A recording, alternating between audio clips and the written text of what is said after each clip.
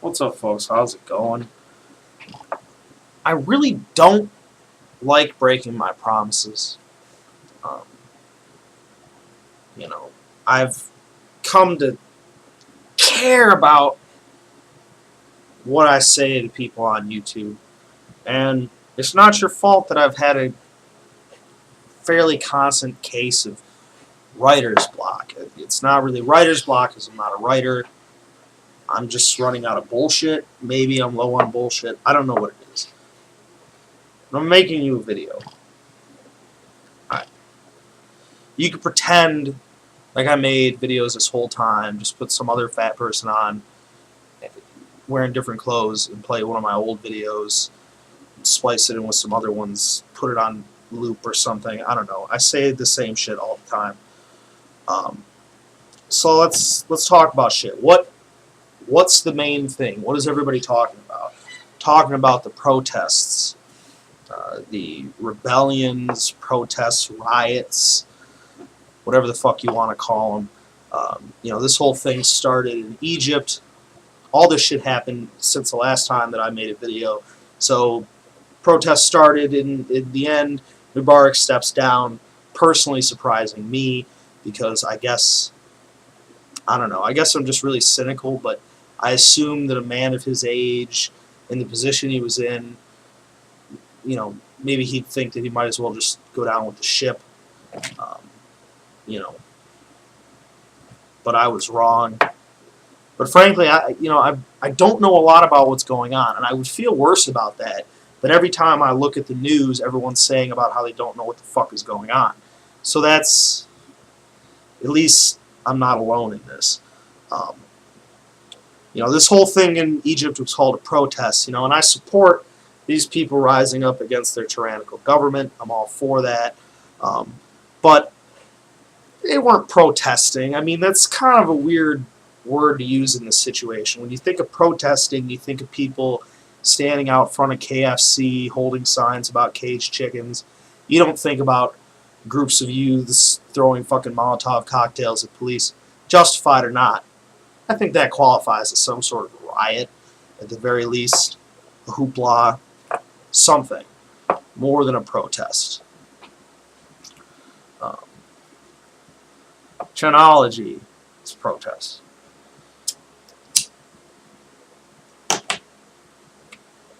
Egypt, riot.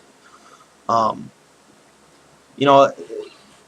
the problem with all the things, the problem with the Middle East, it can be shown in what's happened in Egypt, which is, yes, the civilians rose up and said, we don't like this guy, we want him to leave, and they got him to leave. But unfortunately, the people who are in charge of that country are still the military. Mubarak is a military person. That's how he was put into power. So the military still runs that country. Now, the people in Egypt really, really like the Egyptian military. They're held in high esteem. Maybe that's justified. Hopefully, they have the best interest of the people, and they'll go forward with democracy. But I don't have high hopes.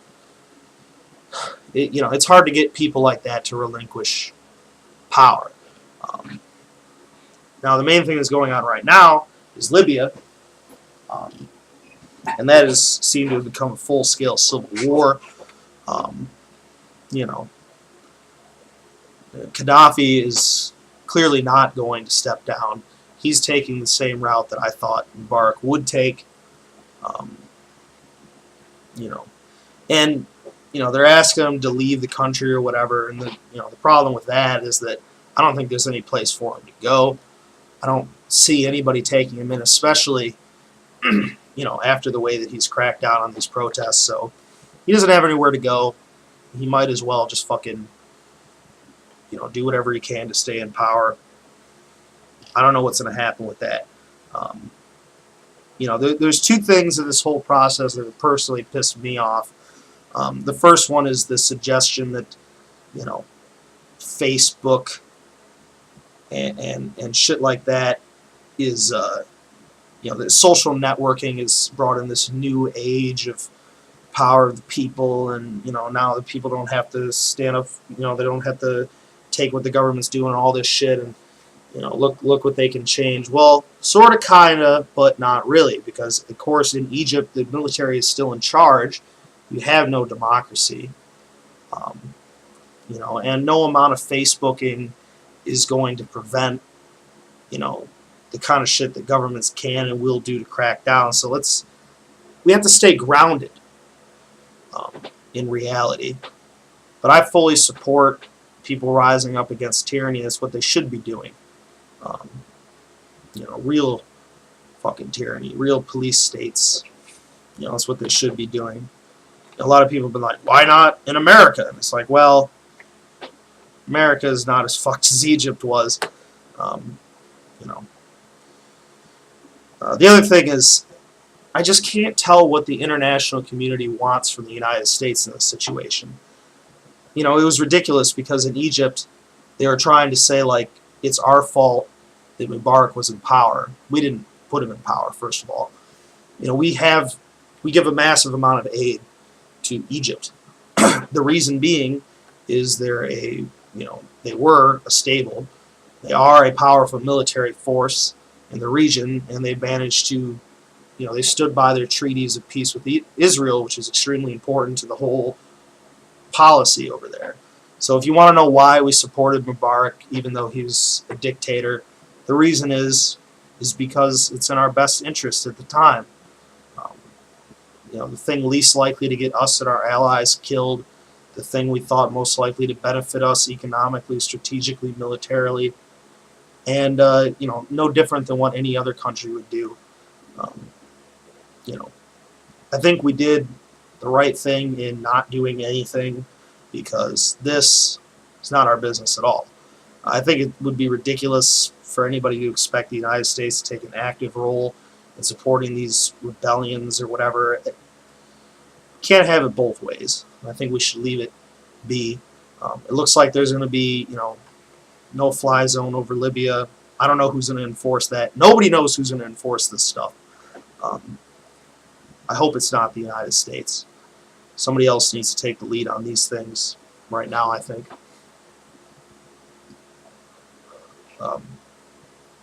So there's a lot of shit. A lot of shit's going on. People have been, stupid people have been freaking out. Oh my God, look at all this crazy shit that's happening. Well, yeah, it's been an eventful year, but there's waves of change throughout history. This is one of them. Hopefully it's positive. I really hope that it wasn't all a fucking waste. And I'm sure those people hope way more than me. I can't begin to imagine what their lives are like. But I think it's in the best interest of everybody that democratic revolutions succeed.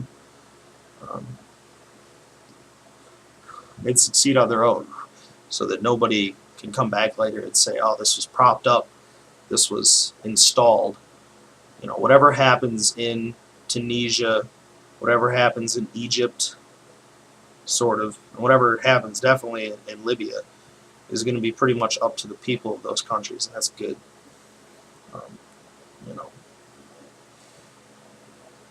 Having some identity as Libyans, I learned a lot about Libya. Libya was, it's two distinct regions that were, put together for strategic purposes after the First World War, Second World War. I don't know. Point is, they were one of those kind of countries. It was created for strategic purposes by European powers. Put two groups of people together that weren't anything alike, and that's fucked up. But now it seems that the Libyan people have finally decided to be Libyans. Decided to be, they're going to be for Libya, for Libyan rights and all that shit. So I support it. Fuck Gaddafi. He has always been an asshole. So yeah, Gaddafi, if you get this, fuck you, suck dicks. I don't know.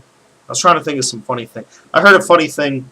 I often think about when people say phrases, they don't know what they mean, or they say them in weird contexts. I was at work, and this kid, I know that they won't watch this, so I don't have to feel bad about embarrassing anybody, but this kid was weighing fries, putting French fries from the big bag into the little bags for the easier frying of the fries. It's a very important process. Anyway, he's doing a large number of these fries, so we have several days worth. And like, hey man, you're doing a lot of fries. He's like, yeah, I'm running a train on these fries. And I'm like, what? What a horrible thing to happen in the life of a friend, running a train on French fries. I never heard any kind of shit like that. And I made a comment about it, and I don't think that he got it. So I don't know if he was secretly fucking with me or if he just didn't quite understand why it was so ridiculous. But I often think of people in those situations. You know, I can remember, you know, when you have experiences that were embarrassing and shit that I know that nobody even knew about. Like, I remember some shit that happened in 9th grade. I used the word patronize completely wrong. I was really mad about something. I said something about patronizing. But nobody else knew what the fucking word meant. And when I found out later that I was completely wrong, I just fucking deathly embarrassed at that. But nobody else knew. I guess the opposite is true in this case. And everybody else knew that he was wrong, but he doesn't. So he's, you know, I think he comes off of that better than me. I don't know. I'm going to try to quit being a faggot, make more videos, and I'll talk to you later.